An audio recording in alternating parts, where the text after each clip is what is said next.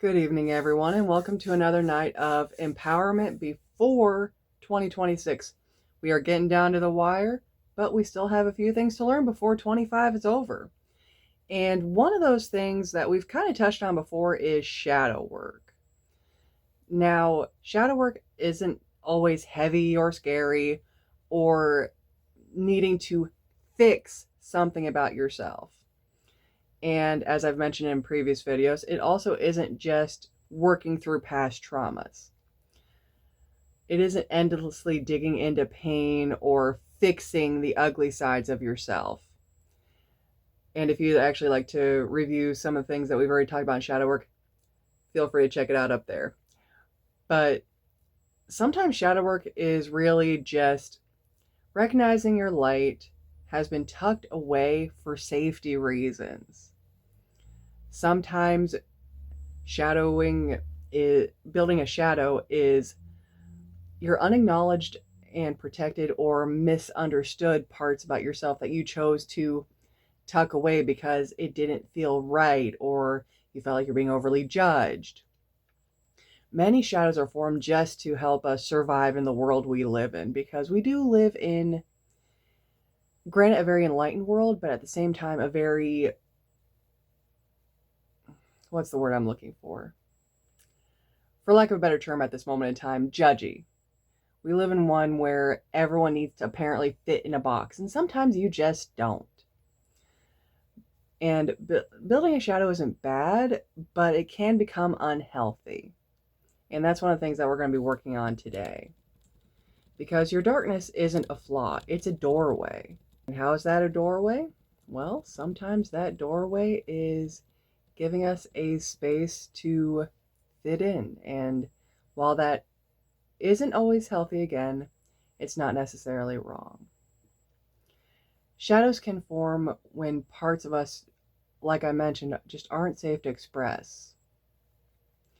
Where if we illuminate that side of ourselves, we fear overexposure or being too much for someone or something. And we're going to approach this gently, okay? As with anything else, we do this slowly and carefully. And remember, none of it is an overnight thing where you do it one time and it's fixed. Absolutely not. Every portion of shadow work is a process. Because you never, ever, ever, ever go into shadow work, much like with a dark room. You won't go into a dark room with floodlights.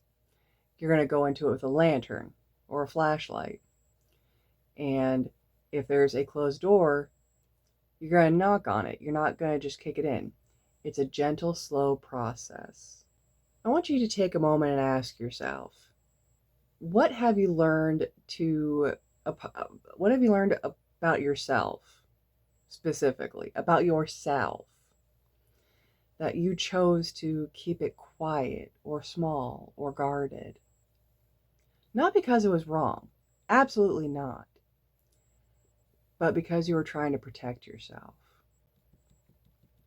We're going to go over a couple of different ways to start acknowledging those quiet little points and start to let them loose a little bit. Because along with helping you work to be ready for certain situations or feel more confident about them, it's also about making sure that you are the most you that you can be. Because this may sound a little juvenile or Dr. Seussy or whatever, but you are the only you out there. And you were created the way you are for a reason. Someone out there needs what you have to offer. And in the event that it might be something that you've had to keep guarded, it's time to start letting those little things out. And one of those exercises is something that definitely requires a little more time. We'll go over a quick and dirty one later because, we're always on the go. I know I am. But for this exercise, you're going to need some paper or a journal. If you have been keeping a shadow work journal, this would be perfect to add in. A pen or a pencil, depending on your writing preference. I know that I always keep one in my hair. With how much there is of it, why not use it as a pocket? And an optional thing to add in, but I definitely recommend, is a candle with a softer or unscented type candle. And I definitely recommend, if you're able to, either a white or a light blue one, as both of those colors go great with this intention. Now, I want you to sit comfortably, obviously comfortable enough to be able to write, but also comfortable enough to start letting yourself open up, because that's exactly what this exercise is letting yourself gently open up to yourself, because you've probably been keeping shadows from yourself as much as everybody else. And at the top of the page, I want you to write, what part of me have I avoided because it felt heavy, inconvenient, or unsafe? And then I want you to word vomit all over that page. I want you to write down everything that you feel like you're able to let out at that moment. And if you end up having a few pages worth, go you. You have let some floodgates out, and you are definitely on the right path to start opening up those pieces and acknowledging them and taking those next steps to be more yourself. Now, if it's a little harder for you, that's not a bad thing. Not by any means.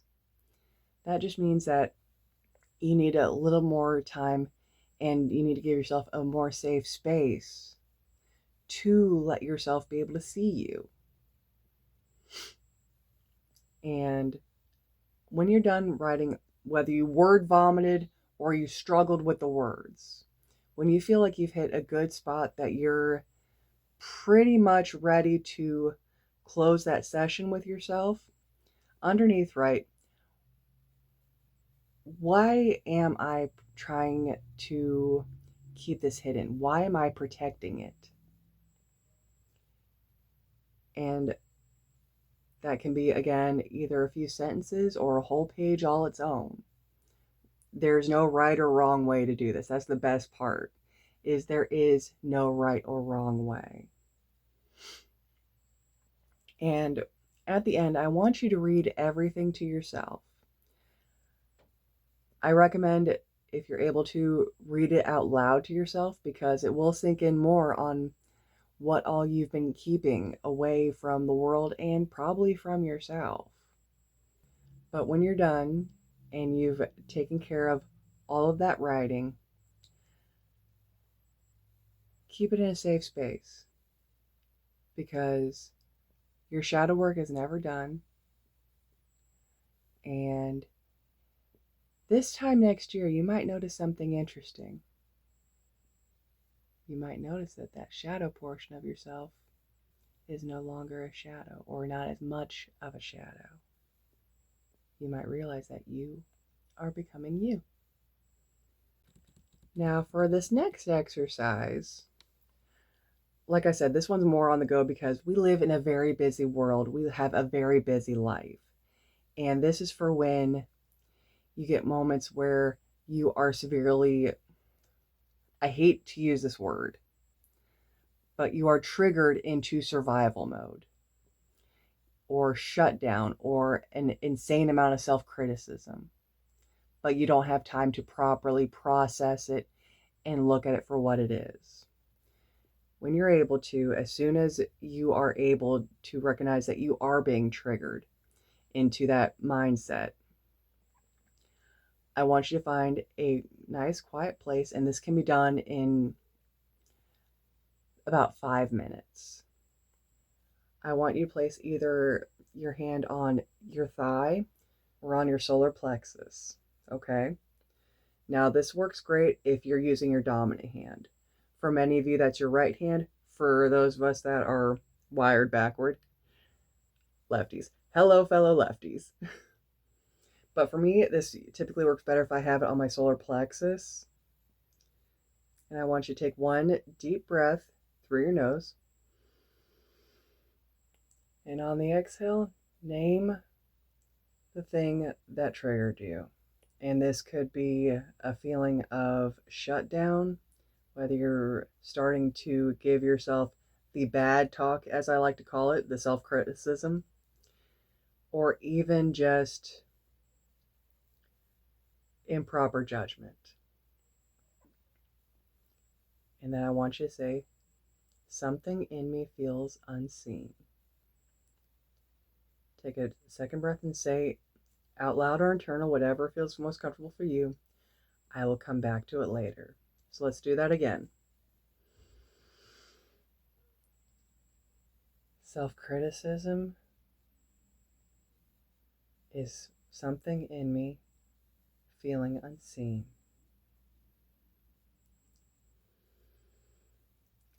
I will come back to it later. And that's it. No overanalyzing, no fixing it. Just giving it a nice acknowledgement, letting yourself know that you are not abandoning that feeling. You are not trying to fix it now. You are not shoving it into a corner. You're not even lighting a match and setting it on fire. You are just giving it the recognition it needs and putting it on a shelf to attend to later. Because sometimes life doesn't give us that option to attend to those things right now. But we should always come back and address it. And if you're like me, write it down somewhere that you needed to go back for yourself and look at something. I cannot tell you how often I eat, breathe, and sleep. Yes, I got a new planner, but I eat, breathe, and sleep by this stupid thing, up to and including having a notepad on hand for anything that I need to write down and go back to later. And you don't need to make it crazy clear in case you're like me and a fairly private person. Just give it its own little symbol. If it's self-criticism, make an angry frowny face. If it is shut down, make it a sad face with a blindfold over its eyes. Whatever that looks like for you, that is okay. Because another thing that you can add in is an affirmation that even without the breathing work, you can say, I don't need to open every door right now. My awareness is enough. And those are words to live by, because so often are we stuck with feeling like we're too much, or being essentially shut down by our outside world because of who we are as people. Because whether we like it or not, sometimes we're stuck in a space that, granted, isn't in our best good, but is necessary for now. Note the words for now. Sometimes we are stuck in places that aren't for us on a forever basis, but a for now basis to learn from. And that learning space is sometimes exactly for this, where it gives you a moment to learn that you don't need to address every issue right now, but sometimes you do need to address an issue just enough to give it awareness. Because again, you don't need to open every door right now. You don't have to fix everything right now. Your awareness is enough of a start until you can get to it when you can, or when you feel like you can. Because sometimes you don't feel like you can for a few weeks, and there is no judgment in that one. Hi, how you doing? I've been working on several of my shadow issues for decades. Not because I'm slacking on them or anything, just I work on them as I know that my personal comfort can allow. And there's no shame or judgment in that. If you're able to work on it faster, go you. High fives all around. But if you can't, if you need time, remember me saying decades? That's still okay, so long as you choose to still work on it and not choose to shove any of your shadow self into a corner. and forget about it and let it collect dust and create more havoc in your life. Because, my friends, whether you're doing like this, where you are looking at the shadow portions of yourself that you created to protect your muchness, or if you are doing shadow work to address the issues that you know that you've created over time, often as a protective mechanism or a motivational mechanism, shadow work is absolutely not in any way confrontational. Not at all. Light doesn't erase darkness, it reveals meaning. Because you need your light and your dark side. Both are just as important in creating the person that you are. And the best part about all of this is you can decide the pace. Whether you are going super fast, but hopefully healthily and acknowledging every portion, or going super slow and moving everything around like it's freaking Rubik's Cube. Because, can you think of a better analogy for humans? Just remember one huge thing about all of this. Your healing doesn't have to be set on a fast forward. You don't owe it urgency. You owe it kindness. So I'm going to challenge you guys to try one of those exercises this week. Just one. And I would love to hear how it went for you. Don't gotta tell me what happened or how it ended necessarily. I just want to know if it helped. And give yourself one moment of gentle awareness of yourself. And I've got one more affirmation to help you guys out with, to kind of help you guide through this insanity that we call life and the holiday season and the new chapter that we're all jumping into at the end of the month. And it is this: my darkness holds wisdom. I walk toward myself with compassion. I carry my light gently. Have a fabulous evening, guys. I look forward to seeing all of you again soon.